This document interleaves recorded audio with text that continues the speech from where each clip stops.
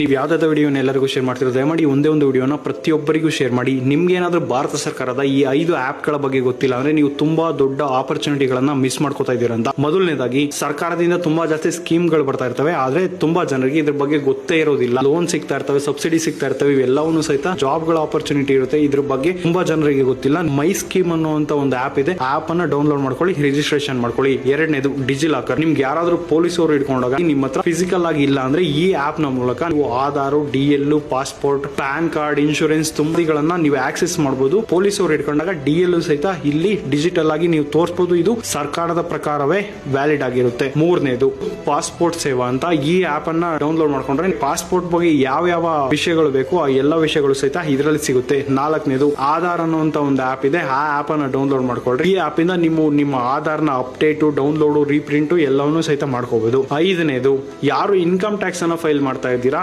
ಈ ಮೇಲ್ಗಡೆ ಬರ್ತಾ ಇದೆಯಲ್ಲ ಈ ಆಪ್ ಅನ್ನ ಡೌನ್ಲೋಡ್ ಮಾಡ್ಕೊಳ್ರಿ. ನಿಮ್ಗೆ ಇನ್ಕಮ್ ಟ್ಯಾಕ್ಸ್ ಗೆ ಸಂಬಂಧಪಟ್ಟಂತ ತುಂಬಾ ಜಾಸ್ತಿ ಡೀಟೇಲ್ಸ್ ಈ ಆಪ್ ಅಲ್ಲಿ ಸಿಗುತ್ತೆ. ದಯಮಾಡಿ ಶೇರ್ ಮಾಡಿ. ಯಾಕೆ ಅಂದ್ರೆ ನಾವು ಒಂದೇ ಒಂದು ಚಾಕ್ಲೇಟ್ ತಗೊಂಡ್ರು ಸಹಿತ ಅದಕ್ಕೆ ಟ್ಯಾಕ್ಸ್ ಕಟ್ತೀವಿ, ಆದ್ರೆ ಸರ್ಕಾರದಿಂದ ಬರುವಂತ ಎಷ್ಟೋ ಸ್ಕೀಮ್ ಗಳ ಬಗ್ಗೆ ನಮಗೆ ಗೊತ್ತೇ ಇರೋದಿಲ್ಲ.